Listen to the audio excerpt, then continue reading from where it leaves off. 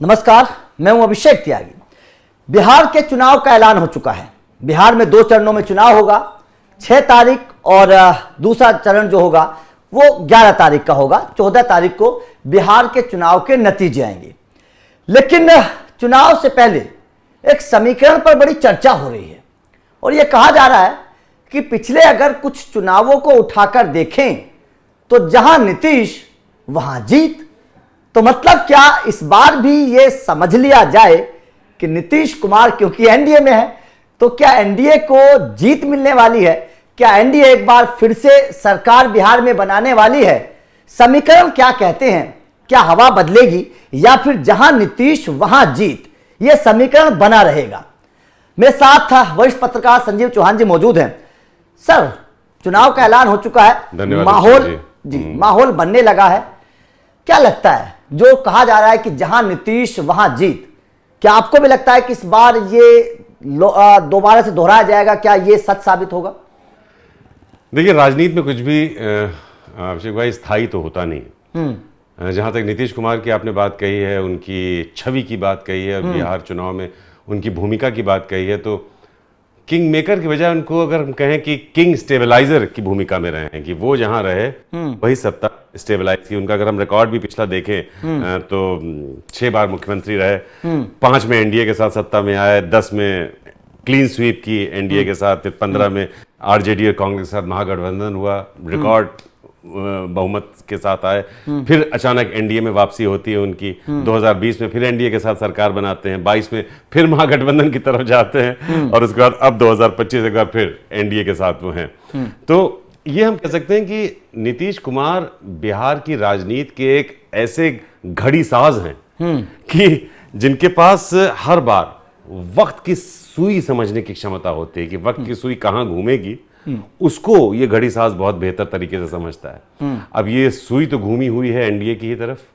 अब इसमें समीकरण ऐसे हैं कि उनकी उपस्थिति कितना फायदा पहुंचाएगी, कितना नुकसान पहुंचाएगी, क्योंकि देखिए, सत्ता किसी की भी रही हो, लेकिन केंद्र में बिहार में नीतीश कुमार रहे हैं लगातार इस पूरे दौर में। तो उनकी अगर हम राजनीति की चाल देखें तो एक सीधी रेखा के तौर पर नहीं चली है उनकी राजनीति।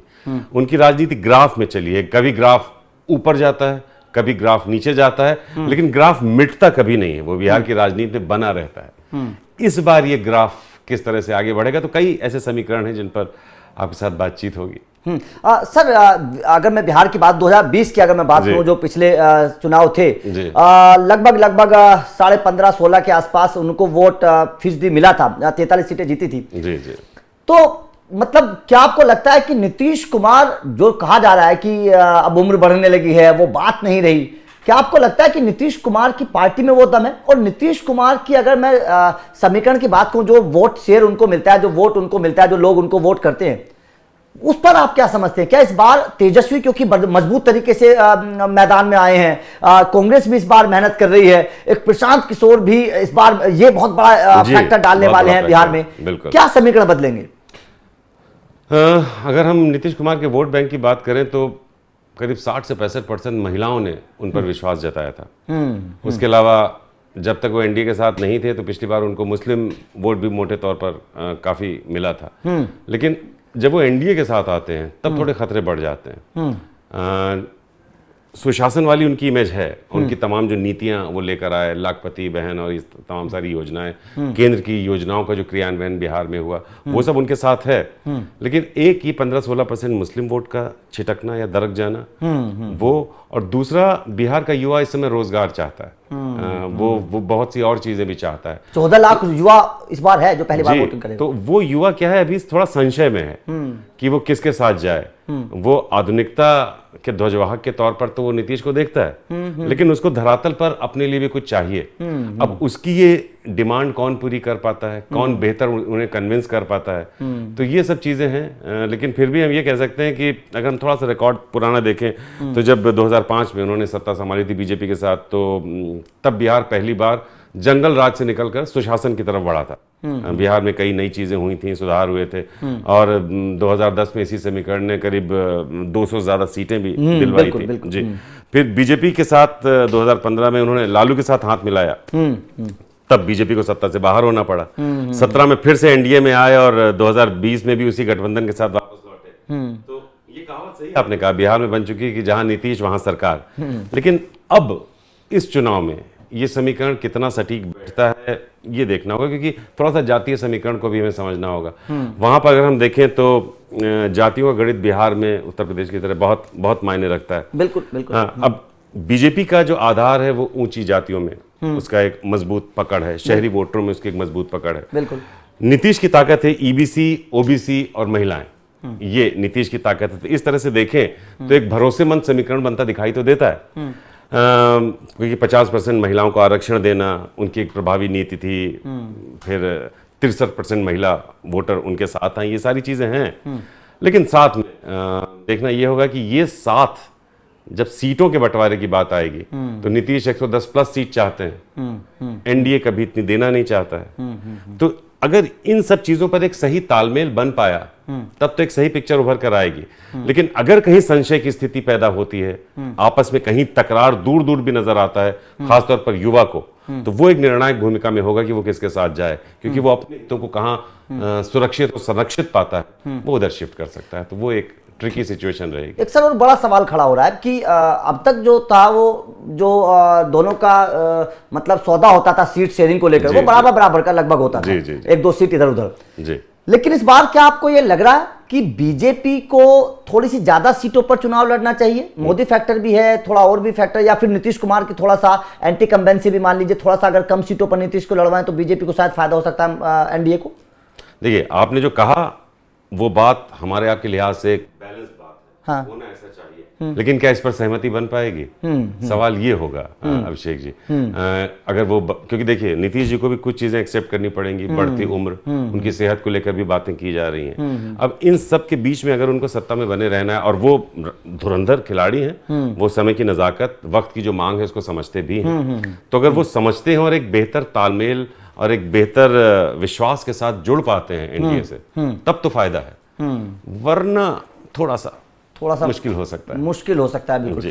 एक सवाल मैं आपसे प्रशांत किशोर को लेकर करना चाहूंगा, क्योंकि इस बार बिहार में बड़े जोर शोर से हैं बहुत, और यहाँ पर अभिषेक जी हम आपको बता दें कि वो चुनाव में तो इस बार जोर शोर से देख रहे हैं, लेकिन वो इस पर काम पिछले 10 साल से कर रहे हैं। 10 साल से कम से कम अगर हम सिर्फ डेटा की बात करें तो बिहार के 1.5 करोड़ से ज्यादा वोटर्स का डेटा उनके पास है। ऐसा कोई बिहार का शहर नहीं है जहां के होटल में पिछले 10 साल से उनके कार्यकर्ता ऑफिस खोले नहीं बैठे हैं। वो एक बिल्कुल कॉर्पोरेट ऑफिस की तरह सुबह निकलते थे, शाम को लौटते हैं, यानी उनके पास बिहार का एक मजबूत डेटा मौजूद है। अब उस डेटा के आधार पर उन्होंने अपने अनुभव से किस तरह से चीजें प्लान की हैं, तो वो एक बड़ा फैक्टर होगा। आपने बिल्कुल सही बात कही बिहार। मैं यहाँ पर बस ये चीज समझना चाहता हूं आपसे कि किस वोटर को वो सबसे ज्यादा इफेक्ट करेंगे, मतलब कौन सी पार्टी को और किस वोटर को, जैसे वो मैदान में है, एनडीए को ज्यादा नुकसान पहुंचाएंगे या महागठबंधन को, और किस तरीके के वोटर्स को सबसे ज्यादा प्रभावित करने वाले हैं? मुझे लगता है कि वो युवा जो वोटर है उसको सबसे ज्यादा प्रभावित करने वाले हैं, क्योंकि वो भी खुद यंग हैं, पढ़े लिखे हैं, एक अच्छी कॉर्पोरेट जॉब छोड़ के यूएन जैसी जगह पे काम करने के बाद वो आदमी आता है और 30-35 साल की उम्र में 60-65 साल के पॉलिटिशियन को वो राजनीति की गणित समझाता है, मोदी को समझाता है। ऐसे कोई बड़े नेता नहीं है जिनके साथ वो आदमी जुड़ा नहीं रहा था, एक साख है उनके साथ। हाँ, हो सकता है उनके कुछ समीकरण या उनके कुछ आकलन गड़बड़ाए हों, लेकिन उनकी बुद्धिमत्ता को, उनके ज्ञान को और प्लस उनकी जो एनालिसिस है उसको देखते हुए युवा उनकी तरफ आकर्षित होता है, इसमें कोई दो राय नहीं। महिलाएं भी, खासतौर पर जो युवाओं में जो लड़कियां हैं वो भी उनको एक युवा चेहरे के तौर पर देख रही हैं। तो ये जो दो तबके हैं ये उनको प्रभावित कर सकते हैं यहाँ पर।